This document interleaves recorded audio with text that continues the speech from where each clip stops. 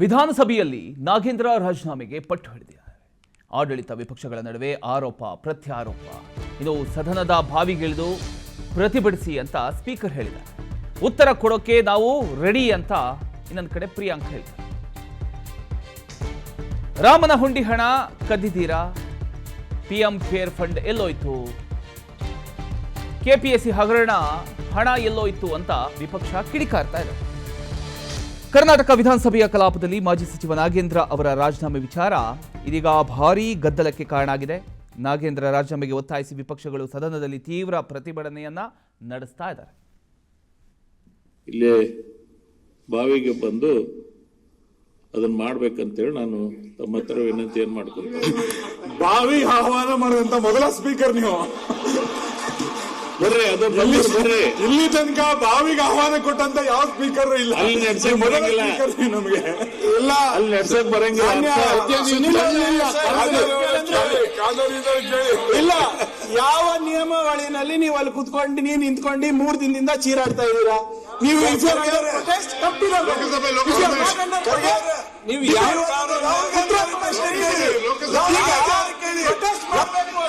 ಬಾವಿಗಿಳಿರಿ, ಬಾವಿಗಿಳಿರಿ.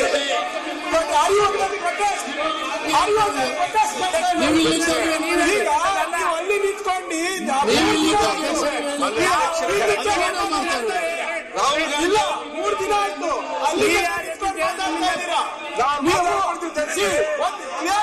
ಹೇಳಿ, ಸದನಕ್ಕೆ ಹೇಳಿ. ಈ ಎನ್ಡಿಎ ಹೋರಾಟಕ್ಕೆ ನ್ಯಾಯ ಸಿಗುತ್ತೆ, ದಲಿತರ ಹಣ ವಾಪಸ್ ದಲಿತರ ಅಕೌಂಟ್ ಹೋಗುತ್ತೆ. ಇದು ನಮ್ಮ ಬೇಡಿಕೆ. ಇದು ನ್ಯಾಯಯುತವಾದ ಬೇಡಿಕೆ, ಸತ್ಯವಾದ ಬೇಡಿಕೆ. ಕಾಂಗ್ರೆಸ್ ಅವರು ಮಾಡ್ತಾ ಇರೋದು, ಇವತ್ತು ಸ್ಟೇಟ್ಮೆಂಟ್ ಮಾಡಿರೋದು ಅದು ಬೋಗಸ್. ಜನಗಳಿಗೆ ಮೋಸ ಮಾಡುವಂತ ಹೇಳಿಕೆಯನ್ನು ಕೊಟ್ಟಿದ್ದಾರೆ. ಇದನ್ನು ಖಂಡಿಸಿ ವಿಧಾನಸಭೆ ಒಳಗಡೆ ಮತ್ತೆ ಹೋಗಿ ಹೋರಾಟವನ್ನು ಕಂಟಿನ್ಯೂ ಮಾಡಿ. ಸರ್ ಕ್ಯಾಮ್ರಾ ಸರ್ ಈ ಕಡೆ ನೋಡ್ತಾ ಇಲ್ಲ ಸರ್, ಇಲ್ಲಿ ನೋಡಿ ಸರ್. ಸರ್ ಇಲ್ಲಿ ನೋಡಿ ಸರ್. ರಾಜ್ಯದ ಎಲ್ಲ ಜಿಲ್ಲಾ ಕೇಂದ್ರಗಳಲ್ಲಿ ಜಿಲ್ಲಾಧಿಕಾರಿಗಳ ಕಚೇರಿಯ ಮುಂದೆ ಭಾರತೀಯ ಜನತಾ ಪಾರ್ಟಿ ನಮ್ಮೆಲ್ಲ ಕಾರ್ಯಕರ್ತರು ಕಳೆದ 2 ದಿನಗಳಿಂದ ಪ್ರತಿಭಟನೆ ಮಾಡ್ತಾ ಇದ್ದಾರೆ. ಸದನದ ಒಳಗಡೆ ವಿಧಾನಸಭೆ ಹಾಗೂ ವಿಧಾನ ಪರಿಷತ್ನಲ್ಲಿ ಬಿಜೆಪಿ ಹಾಗೂ ಜೆಡಿಎಸ್ ಎಲ್ಲ ನಾವು ಸದಸ್ಯರುಗಳು ಒಟ್ಟಾಗಿ ಒಂದಾಗಿ ಈ ಭ್ರಷ್ಟ ಸಚಿವನನ್ನ ನಾಗೇಂದ್ರನನ್ನ ಕೈ ಬಿಡಬೇಕು ಅಂತೇಳಿ ನಾವು ಹೋರಾಟವನ್ನು ಮಾಡ್ತಾ ಇದ್ದೇವೆ. ನಾನು ರಾಜ್ಯದ ಮುಖ್ಯಮಂತ್ರಿ ಕೇಳೋದಕ್ಕೆ ಇಚ್ಛಪಡ್ತೇನೆ, ಯಾರನ್ನ ರಕ್ಷಣೆ ಮಾಡಲು ಕೊಟ್ಟಿದ್ದೀರಿ? ಮುಖ್ಯಮಂತ್ರಿಯಾಗಿ ಪ್ರಮಾಣ ವಚನವನ್ನ ತೆಗೆದುಕೊಂಡು 24 ಗಂಟೆಯಲ್ಲಿ ಏನ್ ಹೇಳಿದ್ರಿ ಮುಖ್ಯಮಂತ್ರಿಗಳೇ? ಯಾವುದೇ ಕಾರಣಕ್ಕೂ ಭ್ರಷ್ಟಾಚಾರವನ್ನ ಸಹಿಸೋದಿಲ್ಲ, ಯಾರು ಭ್ರಷ್ಟಾಚಾರ ಮಾಡ್ತಾರೆ ಅವ್ರನ್ನ ಒತ್ತು ಒಳಗಾಗ್ತೇನೆ ಅನ್ನೋ ಮಾತನ್ನು ಹೇಳಿದ್ರಿ. ಯಾರನ್ನ ರಕ್ಷಣೆ ಮಾಡಲು ಕೊಟ್ಟಿದ್ದೀರಿ? ಯಾರು ಇವತ್ತು ಪರಿಷ್ಠ ಪಂಗಡಗಳ ಅಭಿವೃದ್ಧಿಗೆ ಮೀಸಲಿಟ್ಟಿರ್ತಕ್ಕಂಥ ಹಣವನ್ನ ಕೊಳ್ಳೆ ಹೊಡೆದಿರುವಂತಹ ಒಬ್ಬ ಭ್ರಷ್ಟನನ್ನ ಮತ್ತೆ ಕ್ಯಾಬಿನೆಟ್ಗೆ ತೆಗೆದುಕೊಂಡಿದ್ದೀರಿ ನಾಗೇಂದ್ರನನ್ನ. ಯಾಕೆ ಡಿ.ಕೆ. ಶಿವಕುಮಾರ್ ಅವರೇ, ಯಾಕೆ ಇವತ್ತು ನಾಗೇಂದ್ರ ಅವರು ಕಂಡ್ರೆ ಅಷ್ಟು ಭಯ? ಇವತ್ತು ನಾಗೇಂದ್ರ ಒಬ್ಬ ದಲಿತ ಅಂತ ಹೇಳಿ ಇವತ್ತು ಬಿಜೆಪಿ ಜೆಡಿಎಸ್ ಅವರು ಹೋರಾಟ ಮಾಡ್ತಾ ಇದ್ದಾರೆ ಅಂತ ನೀವು ಹೇಳ್ತೀರಲ್ಲ. ಇವತ್ತು ನಾಗೇಂದ್ರ ಅವರೇ, ನಿಮಗೆ ಹೇಳೋದಕ್ಕೆ ನಾಚಿಕೆ ಆಗಬೇಕು. ಇವತ್ತು ಯಾವ ದಲಿತರ ಅಭಿವೃದ್ಧಿಗೆ ಮೀಸಲಿಟ್ಟಿರ್ತಕ್ಕಂಥ ಹಣವನ್ನ ಕೊಳ್ಳೆ ಹೊಡೆದಿರ್ತಕ್ಕಂಥ ನೀವು, ಆ ಸಮುದಾಯದ ಹೆಸರಿರ್ತಕ್ಕಂಥ ಯಾವುದೇ ಒಂದು ಯೋಗ್ಯತೆ ನಿಮಗಿಲ್ಲ. ನಿಜವಾಗ್ಲೂ ಕೂಡ ಆ ಸಮುದಾಯಕ್ಕೆ ನ್ಯಾಯ ಕೊಡಬೇಕು ಅನ್ನುವ ಇಚ್ಛಾಶಕ್ತಿ ಇದ್ರೆ ಮುಖ್ಯಮಂತ್ರಿ ರಾಜೀನಾಮೆ ಕೇಳುವ ಮುಂಚಿತವಾಗಿ ನೀವೇ ನಾಗೇಂದ್ರ ಅವರೇ ರಾಜೀನಾಮೆ ಕೊಟ್ಟು ನೀವು ಇಳಿಬೇಕಾಗ್ತದೆ. ಇವತ್ತು ಒಬ್ಬರಲ್ಲ, ಇನ್ನೂ 2 ವಾಲ್ಮೀಕಿ ಸಮುದಾಯದ ಎಸ್ಟಿ ಸಮುದಾಯದ ಇರ್ತಕ್ಕಂಥ ಮಂತ್ರಿ ಮಾಡಿ, ಮಹಿಳೆಯರಿಗೂ ಮಂತ್ರಿ ಮಾಡಿಲ್ಲ. ಇವತ್ತು ಇನ್ನೂ 2 ಅವಕಾಶನೂ ಕೊಡಿ. ಅದೇ ಸಮುದಾಯಕ್ಕೆ ನಾವು ವಿರೋಧ ಮಾಡ್ತಾ ಇಲ್ಲ. ಆದ್ರೆ ಒಂದ್ ಹೇಳ್ತಾನೆ, ಮಾನ್ಯ ಮುಖ್ಯಮಂತ್ರಿಗಳಿಗೆ ಹೇಳ್ತಾನೆ, ಉಪಮುಖ್ಯಮಂತ್ರಿ ಕೂಡ ಹೇಳ್ತಾನೆ, ಭ್ರಷ್ಟಾಚಾರಕ್ಕೆ ಜಾತಿಯ ಬಣ್ಣವನ್ನ ಕಟ್ಟುವಂತ ಷಡ್ಯಂತ್ರ ಮಾಡಬೇಡಿ. ಭ್ರಷ್ಟಾಚಾರಕ್ಕೆ ಜಾತಿಯ ಬಣ್ಣ ಕಟ್ಟಬೇಡಿ. ದುಡ್ಡು ಹೊಡಿಬೇಕಾದ್ರೆ ಯೋಚನೆ ಮಾಡಬೇಕಾಗಿತ್ತು ನಾಗೇಂದ್ರ ಅವರು. ಒಬ್ಬ ಪರಿಶಿಷ್ಟ ಪಂಗಡದ ಅಧಿಕಾರಿ ಚಂದ್ರಶೇಖರ್ ಆತ್ಮಹತ್ಯೆ ಮಾಡಿಕೊಂಡ್ರೆ ಶಿವಮೊಗ್ಗದಲ್ಲಿ ನಾಚಿಕೆ ಆಗಬೇಕಾಗಿತ್ತು. ಅಂತ ಒಬ್ಬ ಭ್ರಷ್ಟನನ್ನ ಮತ್ತೆ ಕ್ಯಾಬಿನೆಟ್ ತೆಗೆದುಕೊಳ್ತಿರಲಿಲ್ಲ.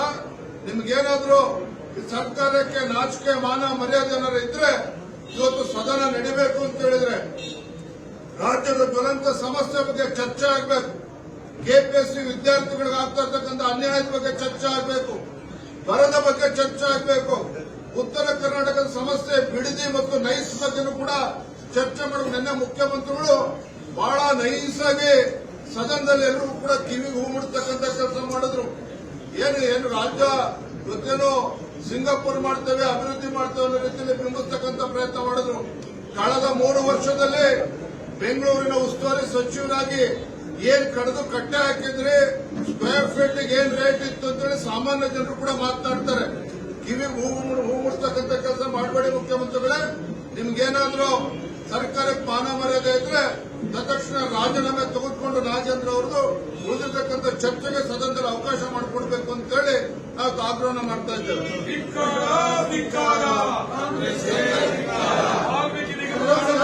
ಮಾಡಿದ ಸರ್ಕಾರಕ್ಕೆ ಲೂಟಿ ಮಾಡಿದ ಸರ್ಕಾರಕ್ಕೆ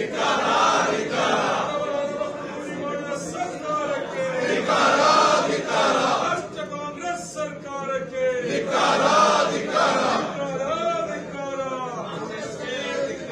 ವಜಾ ಮಾಡಿ ವಜಾ ಮಾಡಿ ವಜಾ ಮಾಡಿ ವಜಾ ಮಾಡಿ ರಾಷ್ಟ್ರ ಕಾಂಗ್ರೆಸ್ ಸರ್ಕಾರಕ್ಕೆ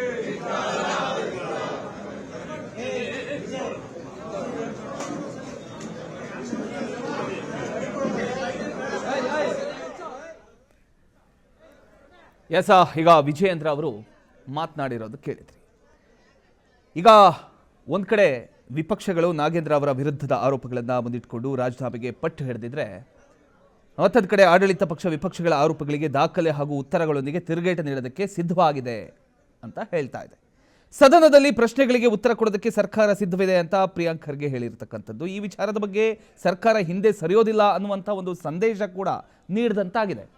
ಇತ ವಿಪಕ್ಷಗಳು ಮಾತ್ರ ನಾಗೇಂದ್ರ ರಾಜೀನಾಮೆ ನೀಡುವ ತನಕ ಹೋರಾಟ ಮುಂದುವರಿಸತಕ್ಕಂಥ ಸೂಚನೆ ನೀಡ್ತಾ ಇವೆ. ಹೀಗಾಗಿ ಈಗ ವಿಧಾನಸಭೆಯ ಕಲಾಪದಲ್ಲಿ ಆಡಳಿತ ಪಕ್ಷ ಹಾಗೂ ವಿಪಕ್ಷಗಳ ನಡುವೆ ನೇರ ರಾಜಕೀಯ ಸಂಘರ್ಷವೇ ನಡೀತಾ ಇದೆ.